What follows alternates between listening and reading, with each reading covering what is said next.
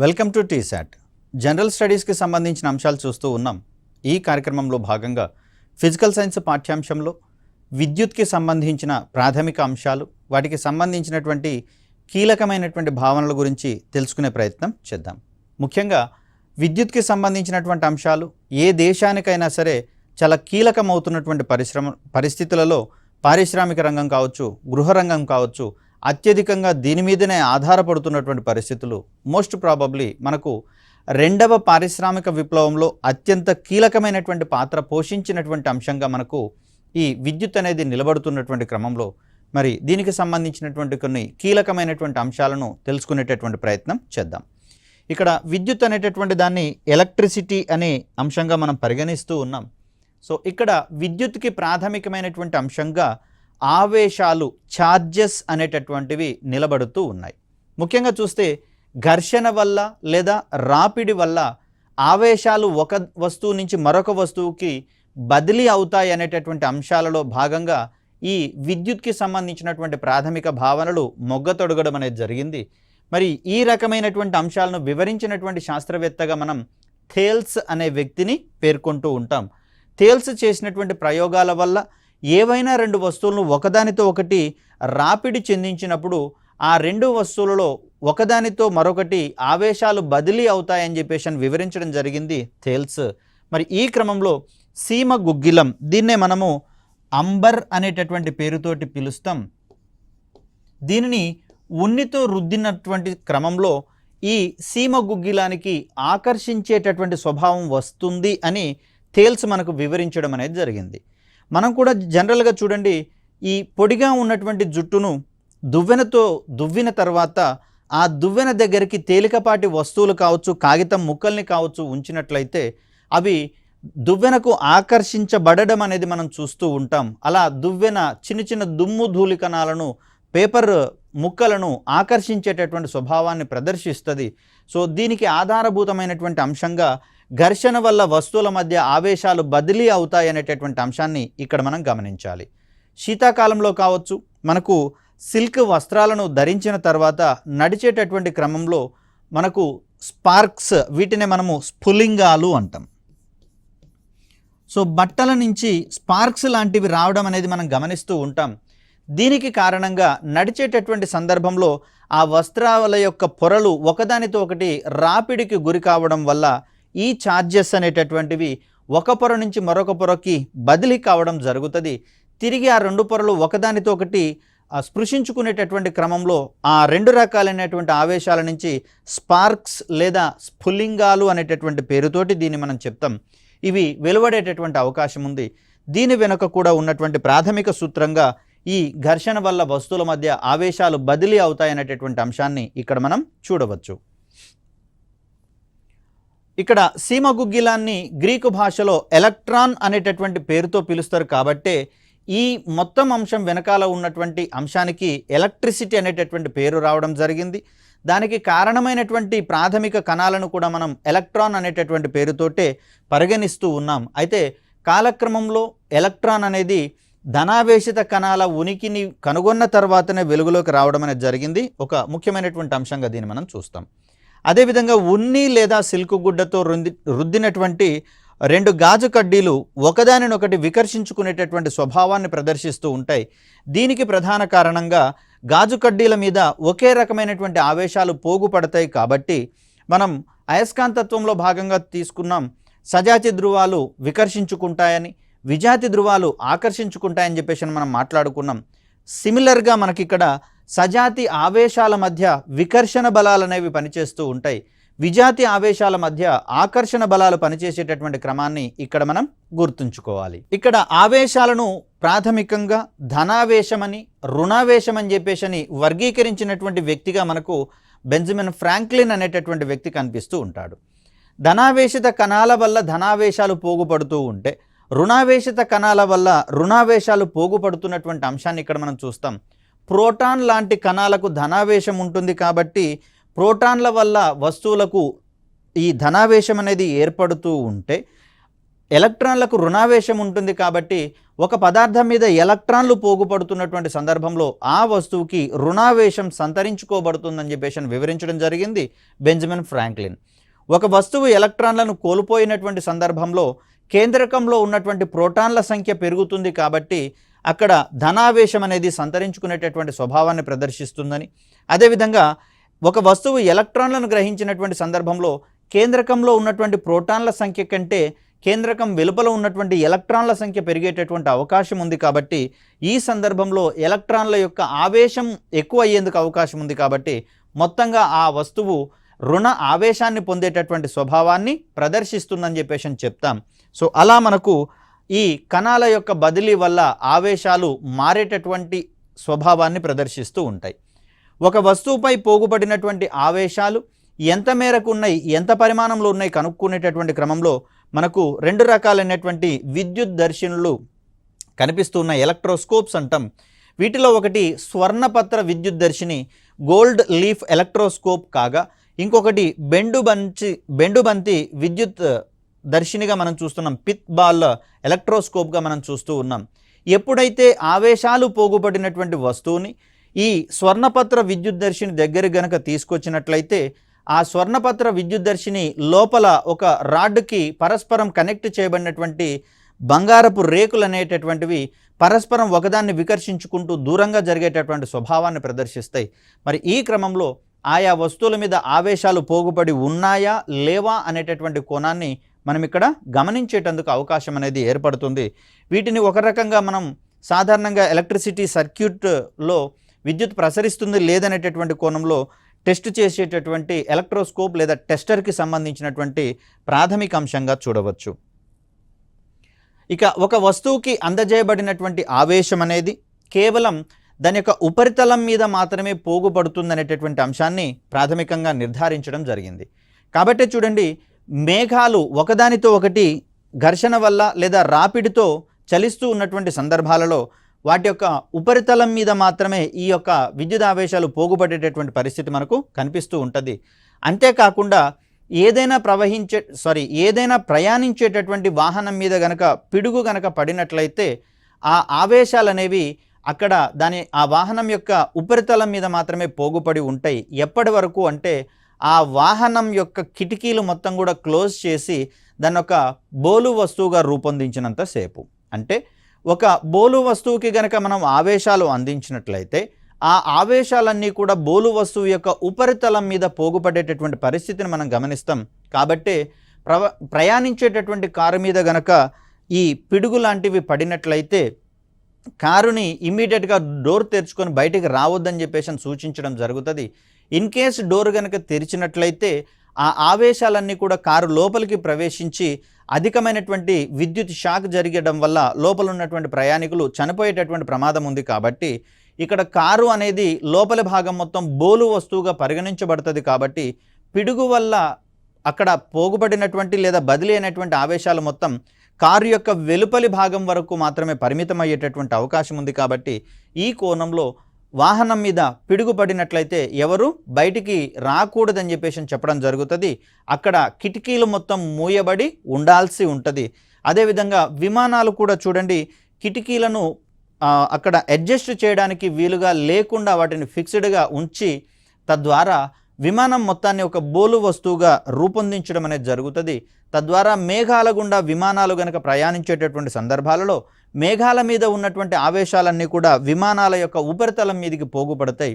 ఇక్కడ టేకాఫ్ కానీ ల్యాండింగ్ కానీ జరిగేటటువంటి సందర్భంలో ఆ ఆవేశాలను మొత్తం న్యూట్రల్ చేసిన తర్వాత ప్రయాణికుల్ని కిందికి దింపేటటువంటి ప్రయత్నం చేస్తారు.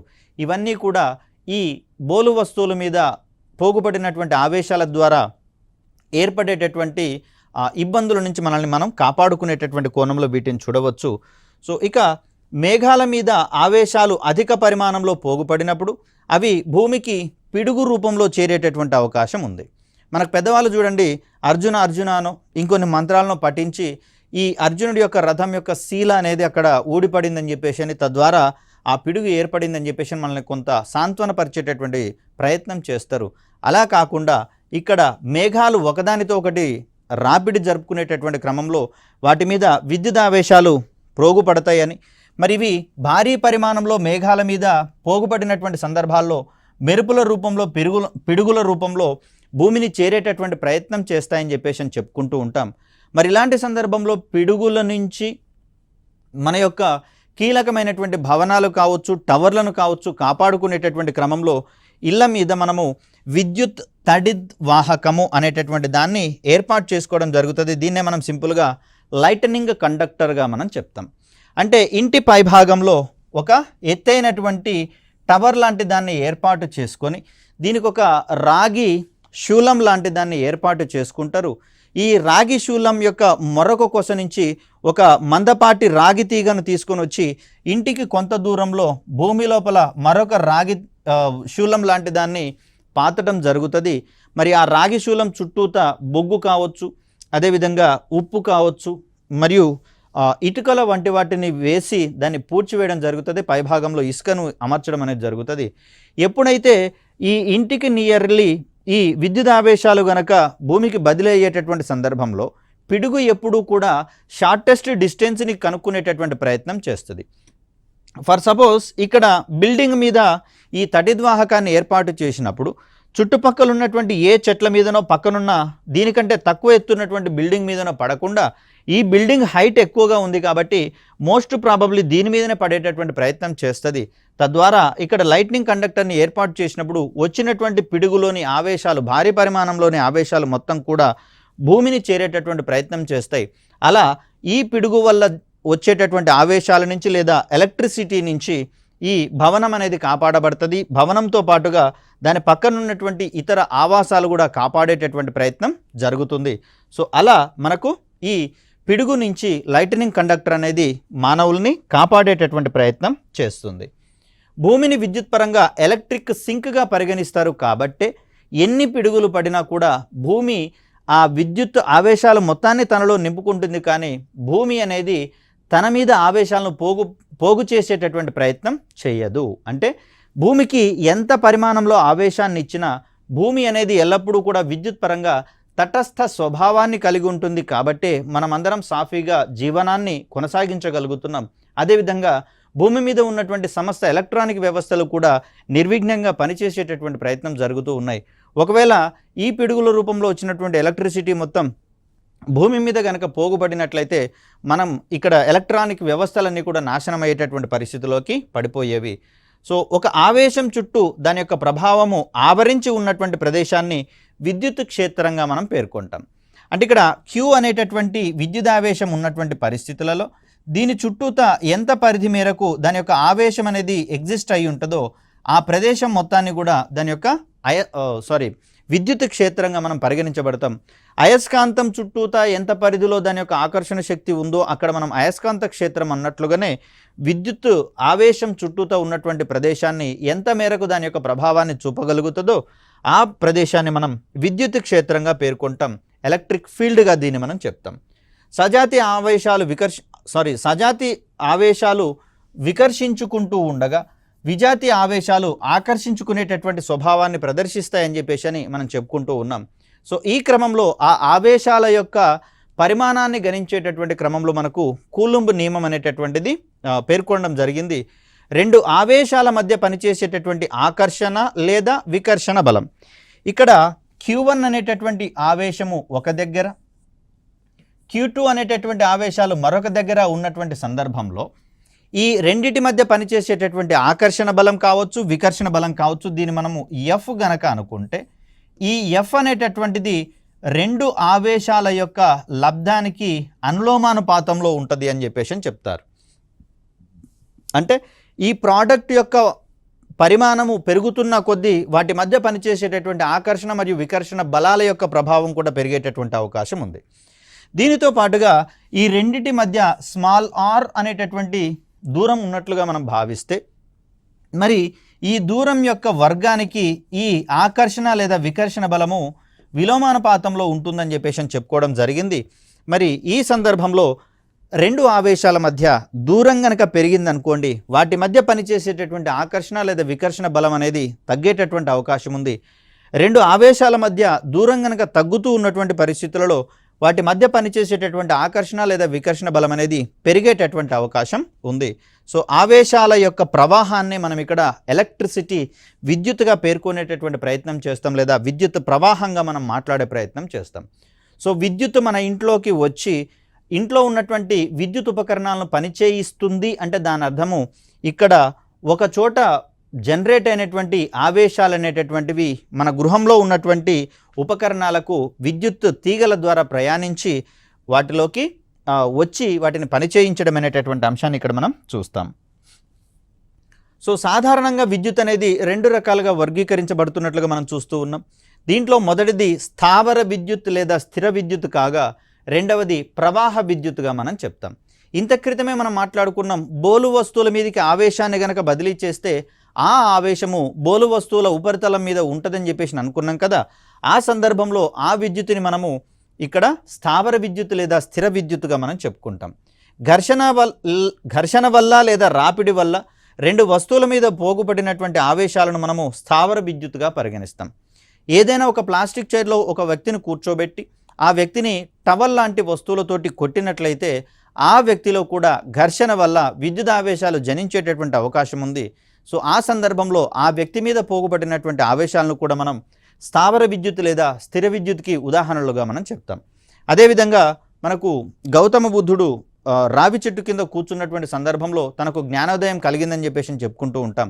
ఇక్కడ రావి చెట్టు ఆకులలో కూడా గరిష్ట పరిమాణంలో స్థావర విద్యుత్ లేదా స్థిర విద్యుత్ అనేది పోగుపడి ఉంటుంది. కాబట్టి ఆ స్థిర విద్యుత్ లేదా స్థావర విద్యుత్ ఫలితంగానే గౌతమ బుద్ధుడికి జ్ఞానోదయం అయిందని చెప్పేసి కొంత సమాచారం అయితే మనకు ఉంది.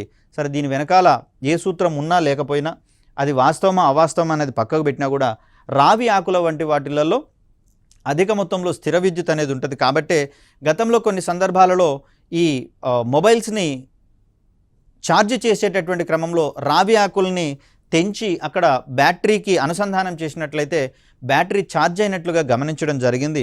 సో దీని వెనుకున్నటువంటి ప్రాథమికమైనటువంటి అంశం ఏంటంటే వాటిలలో స్థావర విద్యుత్ అనేది ఉంటూ ఉంది అనేది మనకు దానికి ప్రాథమిక రీజన్గా మనం చెప్తాం. సో ఇక ప్రవాహ విద్యుత్కి సంబంధించి చూస్తే ఎలక్ట్రాన్ల క్రమబద్ధమైనటువంటి చలనాన్ని మనం ప్రవాహ విద్యుత్తుగా చెప్పుకుంటాం. దీన్నే కరెంట్ ఎలక్ట్రిసిటీ లేదా కరెంట్ అని, ఎలక్ట్రిసిటీ అనేటటువంటి పేర్లతోటి దీన్ని మనం పిలిచే ప్రయత్నం చేస్తాం. ఏదైనా ఒక వాహకం గుండా 1 సెకను కాలంలో ప్రవహించేటటువంటి ఆవేశాల పరిమాణాన్ని ప్రవాహ విద్యుత్ అనేటటువంటి ప్రయత్నం చేస్తాం. ఈ ప్రవాహ విద్యుత్ యొక్క ప్రమాణాలను గనక గమనిస్తే కూలుంబ్ పర్ సెకండ్ లేదా ఆంపియర్కి సంబంధించినటువంటి కొలతలు ఇక్కడ మనం చెప్తాం.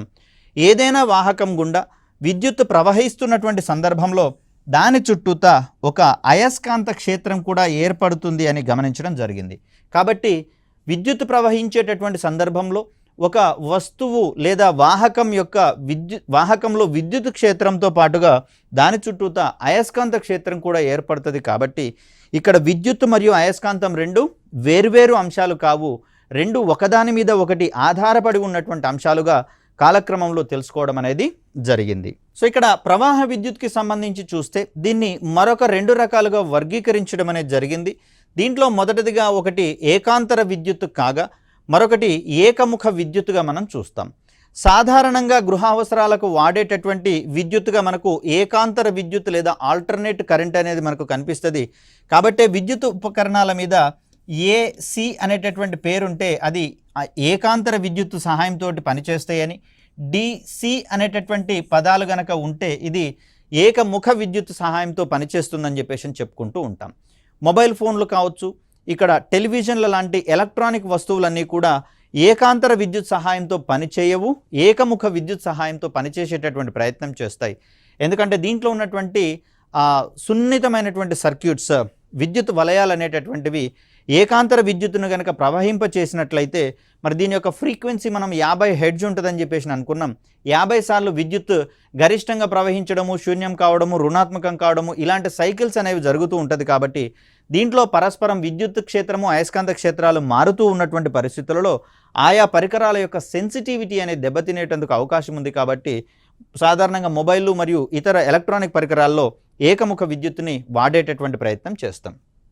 సో క్రమానుగతంగా తన దిశను మార్చుకుంటూ ప్రవహించేటటువంటి విద్యుత్తును ఏకాంతర విద్యుత్ అనేటటువంటి ప్రయత్నం చేస్తాం. ఈ రకమైనటువంటి విద్యుత్తును నిల్వ చేయడం కష్టము. కాబట్టే గృహ అవసరాల కోసం వినియోగించబడుతున్నటువంటి విద్యుత్తు ఏకాంతర విద్యుత్తుగా మనకు కనిపిస్తూ ఉంది.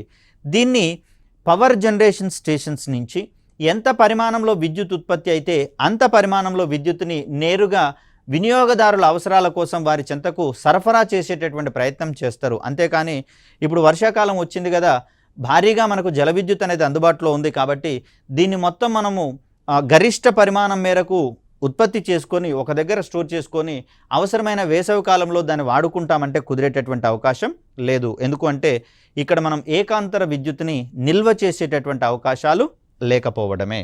ఏకాంతర విద్యుత్ యొక్క పౌనఃపున్యము 50 హెర్ట్జ్ అనుకుంటున్నాం. గతంలో మనం మాట్లాడుకున్నాం.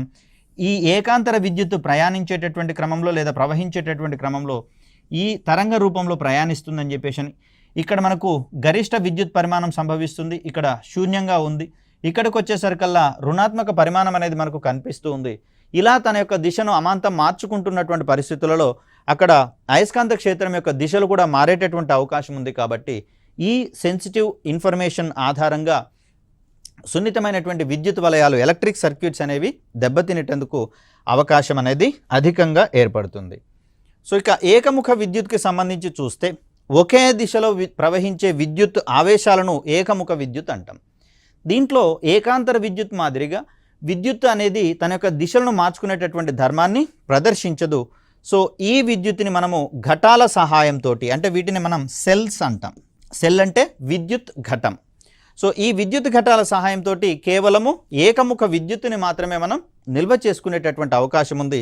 ఘటాలలో రసాయనిక శక్తి విద్యుత్ శక్తిగా మార్చేటటువంటి ప్రయత్నం జరుగుతుంది. అదేవిధంగా చూస్తే ఇంట్లలో మనము ఇన్వర్టర్ అనేటటువంటి దాన్ని ఏర్పాటు చేసుకుంటూ ఉన్నాం. సో ఈ ఇన్వర్టర్లో ఏం జరుగుతుంది అంటే మన ఇంట్లోకి వచ్చేటటువంటి ఏకాంతర విద్యుత్తుని దీన్ని ఏకముఖ విద్యుత్తుగా మార్చి ఒక బ్యాటరీలో నిల్వ చేయడం జరుగుతుంది. ఫస్ట్ ఇది ఇన్వర్టర్లో ఉన్నటువంటి బ్యాటరీ అనుకుందాం. సో ఈ సందర్భంలో బ్యాటరీలో నిల్వ ఉన్నటువంటి డీసీ కరెంట్ ఏదైతే ఉందో, ఫర్ సపోజ్ ఇళ్లలో విద్యుత్ ప్రవాహం కనుక నిలిచిపోయినటువంటి పరిస్థితులలో ఈ డీసీ కరెంటుని తిరిగి ఏసీ కరెంటుగా మార్చుకొని ఆయా పరికరాలకు వినియోగించుకునేటటువంటి ప్రయత్నం చేస్తాం. అలా విద్యుత్ శక్తిని రసాయనిక శక్తిగా మారుస్తుంది. తిరిగి రసాయనిక శక్తిని విద్యుత్ శక్తిగా మార్చేటటువంటి ఒక పరికరంగా మనకు ఇన్వర్టర్ అనేది కనిపిస్తుంది. ఇలా శక్తి మార్పులకు సంబంధించి కూడా వీటిని మనం అధ్యయనం చేయాల్సి వస్తుంది. నెక్స్ట్, ఎలక్ట్రానిక్ ఉపకరణాలలో ఏకాంతర విద్యుత్ వాడినటువంటి సందర్భంలో పరస్పరం మారుతున్న అయస్కాంత క్షేత్రం వల్ల ఉపకరణాల్లోని విభాగాలు చెడిపోతాయి. మరి దీనిని నివారించేటటువంటి క్రమంలో మనము రెక్టిఫైయర్ అనేటటువంటి పరికరం ఉంటుంది. దీన్నే మనము ధిక్కారిణి అనే పేరుతో పిలుస్తాం. సో ఫోన్స్ ఛార్జింగ్ పెట్టేటప్పుడు ఒక ఫోన్ ఛార్జర్ లాంటి దాన్ని ప్లగ్లో ఇన్సర్ట్ చేస్తాం చూడండి, దాన్నే మనం రెక్టిఫైయర్గా మాట్లాడతాం. రెక్టిఫైయర్లోకి ఏసీ విద్యుత్ ప్రవహిస్తుంది. సో ఇన్పుట్గా ఇది ఏసీ విద్యుత్ లేదా ఏకాంతర విద్యుత్తును తీసుకుంటే అవుట్పుట్గా ఇది మనకు డీసీ విద్యుత్తును అందించేటటువంటి ప్రయత్నం చేస్తుంది. సో ఇలా ఏసీ విద్యుత్తుని డీసీ విద్యుత్తుగా మార్చేటటువంటి పరికరంగా మనం రెక్టిఫైయర్ని చూస్తాం. తద్వారా డీసీ కరెంటుని మొత్తాన్ని కూడా మొబైల్ ఫోన్లలో ఉన్నటువంటి బ్యాటరీలు నిల్వ చేసుకొని దాని సహాయంతో మొబైల్ ఫోన్లు తమ యొక్క శక్తి అవసరాలను తీర్చుకునేటటువంటి ప్రయత్నం చేస్తాయి. ఇక విద్యుత్ ప్రసార ధర్మం ఆధారంగా పదార్థాలను మనము ఇక్కడ 3 రకాలుగా వర్గీకరించుకోవడం అనేది జరిగింది. వాటిలో మొదటిదిగా మనము విద్యుత్ వాహకాలు ఎలక్ట్రిక్ కండక్టర్స్గా మనం చెప్తాం. క్రింది వానిలో విద్యుత్ వాహకం అయినదేది లేదా కానిదేది అని, ఉత్తమ విద్యుత్ వాహకం అనబడేది ఏది అనేటటువంటి కోణంలో క్వశ్చన్స్ని మనం ఎక్స్పెక్ట్ చేసేటటువంటి అవకాశం ఉంది. స్వేచ్ఛగా తమ గుండా విద్యుత్తును ప్రవహింపచేసేటటువంటి పదార్థాలను విద్యుత్ వాహకాలుగా మనం పరిగణిస్తూ ఉంటాం. అత్యుత్తమైనటువంటి విద్యుత్ వాహకంగా వెండి అనేది కనిపిస్తూ ఉంది. కానీ గృహావసరాల కోసం వాడేటటువంటి వైరింగ్స్లలో మోస్ట్ ప్రాబబ్లీ మనము రాగిని వాడేటటువంటి ప్రయత్నం చేస్తాం. సో ఇది ఎందుకు అంటే వాస్తవానికి వెండే అత్యుత్తమైనటువంటి విద్యుత్ వాహకం, కానీ కాస్ట్ పరంగా చూసుకుంటే వెండితో పోలిస్తే రాగి అనేది కొంత చౌకలో దొరికేటటువంటి అవకాశం ఉంది. వెండి తర్వాత అత్యుత్తమైనటువంటి విద్యుత్ వాహకంగా మనము రాగిని పరిగణిస్తాం. కాబట్టి అత్యధికంగా మనకు ఎక్కువగా అందుబాటులో ఉండేటటువంటి లోహంగా కూడా మనకు రాగి కనిపిస్తుంది. కాబట్టి దాన్ని మనం విద్యుత్ వైరింగ్లలో వాడేటటువంటి ప్రయత్నం చేస్తాం. ఇక విద్యుత్ వాహకాల తర్వాత చూసుకుంటే మనకు ఉన్నటువంటి పదార్థం యొక్క రకము విద్యుత్ బంధకాలుగా మనం చూస్తూ ఉన్నాం. తమ గుండా విద్యుత్తును ప్రసరింపనీయనటువంటి పదార్థాలను మనం విద్యుత్ బంధకాలు అంటూ ఉన్నాం. పరిశుద్ధమైనటువంటి నీరు విద్యుత్ బంధకంగా ప్రవర్తిస్తుంది కాబట్టే వర్షం ప్రారంభమైన తర్వాత కాదు, ఇమ్మీడియట్గా కాదు, కొంతసేపటి తర్వాత దొరికేటటువంటి వర్షపు నీరు దీన్ని మార్గమధ్యంలోనే కలెక్ట్ చేసినట్లయితే ఇది విద్యుత్ బంధకంగా ప్రవర్తిస్తుంది. మరి అదే భూమి మీద ప్రవహిస్తున్నటువంటి వర్షపు నీటి విషయానికి వచ్చేసరికల్లా అది విద్యుత్ వాహకంగా ప్రవర్తిస్తుంది. దీనికి ప్రధాన కారణం ఏంటి అంటే వర్షపు నీటిలో మలినాలు కనుక కలిసినట్లయితే ఆ సందర్భంలో విద్యుత్ బంధకంగా ఉన్నటువంటి వర్షపు నీరు కాస్త విద్యుత్ వాహకంగా మారుతుంది. కాబట్టే చూడండి, డిస్టిలరీ వాటర్లో దాన్ని విద్యుత్ విశ్లేషణ లేదా జల విశ్లేషణకు వాడుకునేటటువంటి సందర్భంలో దాంట్లో సోడియం క్లోరైడ్ లేదా సాధారణ లవణాన్ని కలిపి విద్యుత్ విశ్లేషణం చెందించేటటువంటి ప్రయత్నం చేస్తాం. మరి ఉప్పును కలిపిన తర్వాత ఆ నీటి యొక్క వాహకత్వం పెరుగుతుంది కాబట్టి ఆ సందర్భంలో నార్మల్గా ఉప్పు కలపకపోతే విద్యుత్ బంధకంగా అది ప్రవర్తిస్తుంది కాబట్టి జల విశ్లేషణ జరిగేటందుకు అవకాశం లేదు. సో దానికోసం ఈ రకమైనటువంటి రెమెడీని తీసుకోవడం జరుగుతుంది. సో ఇక్కడ మరొక రకంగా మనము అర్ధవాహకాలకు సంబంధించినటువంటి అంశాన్ని చూస్తాం. ఈ అర్ధవాహకాల యొక్క వాహకత్వం అనేది విద్యుత్ వాహకాల కంటే తక్కువగా ఉంటుంది, విద్యుత్ బంధకాల కంటే అధికంగా ఉండేటటువంటి అంశాన్ని మనం చూస్తాం. సో ప్లాస్టిక్ అదేవిధంగా బ్యాకలైట్ వంటివి మనకు విద్యుత్ బంధకాలుగా ప్రవర్తిస్తూ ఉన్నటువంటి పరిస్థితుల్లో ఎలక్ట్రిక్ వైరింగ్లలో వెండి చుట్టూతా, అంటే వెండి అనేది అత్యుత్తమైనటువంటి వాహకంగా పనిచేస్తుంది కాబట్టి దాని చుట్టూతా ప్లాస్టిక్ కోటింగ్ని కనుక వేసినట్లయితే పరిసరాలలోకి విద్యుత్తు అనేది షార్ట్ సర్క్యూట్ కాకుండా అనేది ఉంటుంది కాబట్టి మరి దానికోసం చూస్తూ ఉన్నాం. అర్ధవాహకాల విషయానికి వచ్చేసరికల్లా సిలికాన్ మరియు జెర్మేనియం వంటి వాటిని అత్యధికంగా వాడేటటువంటి అర్ధవాహకాలుగా మనం చూస్తూ ఉన్నాం.